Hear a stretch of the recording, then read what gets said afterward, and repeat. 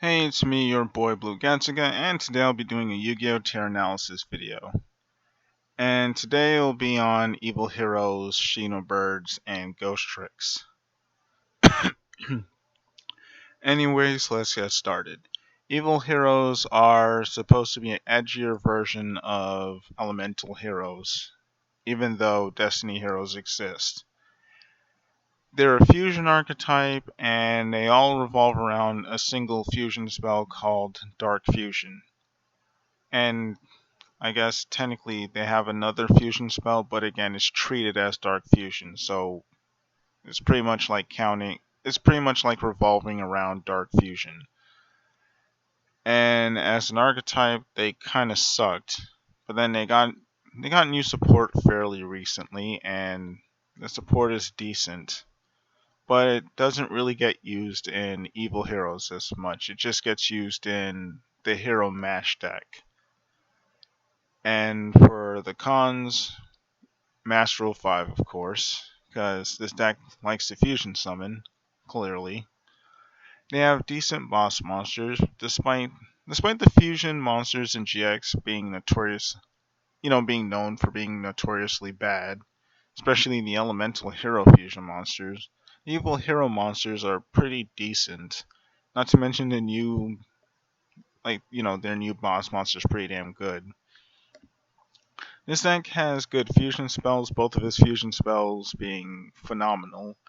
One is essentially a miracle fusion, and the other one is polymer. I can't pronounce that card's name. It's basically poly, but with targeting protection, which is pretty nice. And this deck can actually OTK thanks to the new support. It's not going to be as consistent, but this deck can pull off OTKs. And for the cons, they need ways to substitute fusion materials because a lot of your evil hero monsters don't. They require like the vanilla elemental heroes, and that's obviously a problem. Like, I think what this deck would need is kind of like an evil hero version of Plasma, or at least multiple cards that actually substitute for the previous fusion monsters. I think a evil hero Plasma would actually make this deck a lot better, as well as a searcher, kind of like emergency teleport. Because because the things that this deck lack is consistency. But at the same time, I can understand why Konami wouldn't give this deck too many too many search cards or draw cards because of the Hero Mash deck. Granted, they could have just made some of the support exclusively Evil Hero support, but I don't really make the decisions at Konami. Next, they need more main deck Evil Hero monsters, which technically goes with this part, but I would say they need more Evil Hero monsters because they don't have that many Evil Hero main deck monsters, especially for a fusion deck that's kind of bad. They can't go first most of the time, and again, I'm talking about evil heroes, not heroes, just evil heroes. They can't go first. They suck going first. And they'll get blown out going first. And lastly, they can't play through multiple negates. That much should be pretty obvious since, this is basically a very low tier deck. Like you'd most likely be playing this at your locals and not really playing it competitively, obviously. But I'm being a little generous when I say it's a tier 3 deck. It has the makings of a good deck. It just needs a little bit of support. It just needs a little push in the right direction. Next, we have Shinobirds. Shinobirds are an Arc 5 archetype that is very undersupported. And they're a ritual archetype as shown here. And Yeah, they're fun. They're actually a very fun deck to play. It just sucks how undersupported they are. Anyways, for the pros, they have great boss monsters, and they have decent spirit support and decent spell and traps. The spell card, the spell cards are pretty good, despite being only two of them. One of them being a slow searcher, but is all you've got, as well as the ritual spell, which is pretty. It's basically like a miracle fusion, but in ritual form, and that's what I like about this deck's ritual spell. Kind of unfortunate how there is little to no way of retrieving the ritual spell after you use it. You just have to hope that you find a way to get another of the ritual spell. Which, and that's a problem I'm gonna mention later. Anyways, they lack good non-ritual Shinobird monsters. Like the best non-ritual Shinobird is Crane, and all that is just a draw if you manage to ritual summon. Wait, not ritual summon. I think it's either ritual summon or have a Shino bird get bounced back to your hand. Anyways, second, needs more ritual spells or more ways to recover ritual spells. And here's the problem. This deck has two ritual monsters, Shino Baron Peacock and Shino Baroness Peacock. And they're spirit monsters and they bounce themselves back to the hand. And here's where the problem lies. Your amazing boss monsters can actually be dead cards in hand because if you run out of ritual spells or if you don't have a ritual spell, you'll just have your ritual monsters just sitting in your hand doing nothing. And because these things don't really stay on field, you need to be able to ritual summon them each turn, but you are unable to consistently do that since you only have one ritual spell, and there's barely any ways to actually get that ritual spell back. So, so yeah, that's like this deck's biggest problem. That, and I would say the mediocre main deck non-ritual Sheena Bird monsters. They lack decent recovery, again, that's pretty much the same as all these other cons. And they can't play through multiple negates. They can play through one negate and maybe two if you're lucky, but you know, they're they're they're most likely not going to be playing through too many negates. And I would argue that this deck is a tier 4 deck, but just like with Evil Heroes, they have the makings of a great deck. And they kind of like the thing that hurts them the most is the fact that they only have one ritual spell and no decent searchers. That alone would probably bump this deck up to like tier 3 status or tier 2.5 status.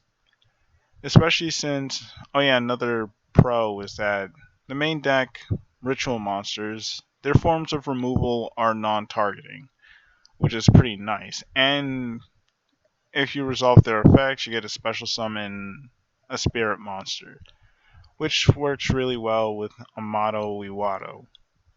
Iwata Iwado. I don't remember I don't remember that card's name. But this is all I have to say about Shinobirds. And hopefully Shinobirds might actually get support in the future.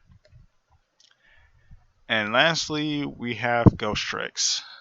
Ghostricks are they're a Zexal archetype.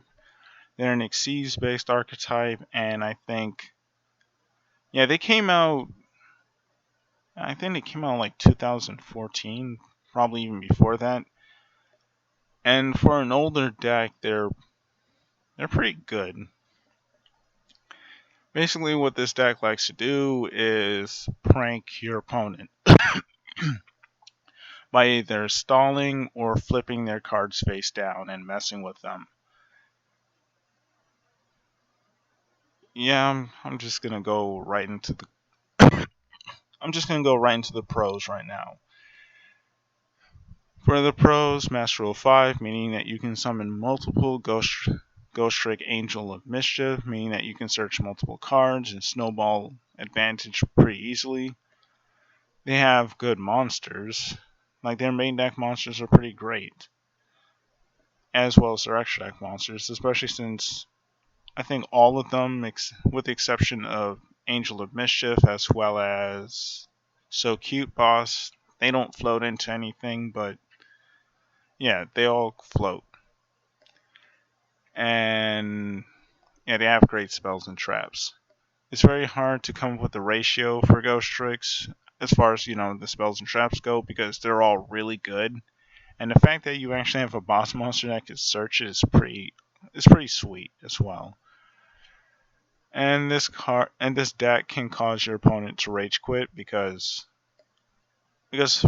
thinking thinking back, most of my victories with this deck were just people getting really fed up with me and just quitting the duel. There's only a few times I actually remember KOing my opponent with Ghostricks. And this is one of the reasons why I really like this deck. It's not anything disgusting and degenerate like an FTK, but it's like one of the few decks out there that's win condition is literally trolling. And I actually like it.